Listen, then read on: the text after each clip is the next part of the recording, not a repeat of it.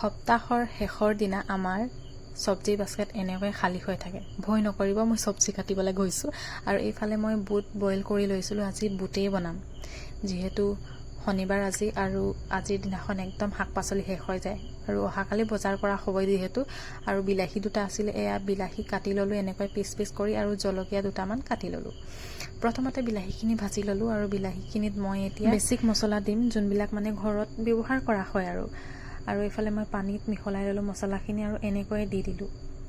চিম্পলকৈ বনাইছোঁ আৰু দিনত দাংবডি বনাইছিলোঁ আৰু অকণমান দাংবডি আছে আৰু গোটেই দিনটো খাবলৈ মন নাযায় নহয়নে, ৰাতিও আৰু দিনতো একদম খাবলৈ মন নাযায়। সেইটো কাৰণে বুট আছিলে, বুট বইল কৰি এনেকৈয়ে বনাম বুলি লৈ ল'লোঁ আৰু এইফালে মই মছলাত ছানৰাইজৰ মিট মছলা ব্যৱহাৰ কৰিছোঁ আৰু এইটো বহুত ধুনীয়া লাগে খাই কিনে, সোৱাদটো মানে বহুত বেছি বাঢ়ি যায়। আৰু এতিয়া মই বিলাহীখিনি ধুনীয়াকৈ ভাজিবলৈ দি মছলাখিনিও ভাজিবলৈ দিলোঁ ধুনীয়াকৈ, আৰু এতিয়া বুটখিনি দি দিলোঁ যোনখিনি মই বইল কৰি থৈছিলোঁ।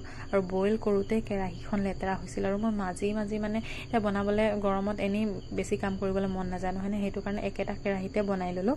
আৰু এইফালে মই কি গুলিছোঁ জানেনে, এয়া হৈছে বেচন দি বনাই চাবচোন, থুপীয়া কৰি এনেকুৱা বনালে মানে বহুত ধুনীয়া লাগে খাই। আৰু এয়া মই বেচন দি দিলোঁ গুলি কিনে, আৰু এতিয়া মই এইখিনি অকণমান ভাজিম আৰু সিজিবলৈ দিম, বেচন নহ'লে কেঁচা কেঁচা লাগিব নহয়নে। এফালে ভাজি লৈ পানী অকণমান দিলোঁ যাতে থুপথুপীয়া অকণমান হৈ যায় আৰু ভাতৰ লগত খাবলৈ ভাল হয় নহয়নে। এনেও মানুহজন ভাজি খাবলৈ বৰ এটা ভাল নাপায়, তেওঁক মানে জোল কিবা এটা লাগিবই। আৰু দাইল দিনত বনাইছিল, সেইটো কাৰণে আৰু ৰাতিও নবনালে, আৰু ইমান গৰমত বেছিকৈ বনাই থাকিবলৈ মন নাযায় নহয়, যিসকলে কাম কৰি থাকে পাকঘৰত তেওঁলোকেহে জানে। আৰু এয়া মোৰ হৈ গ'ল, ভাজি চাজি চব বনাই ৰেডি, ভাতো হৈ গ'ল।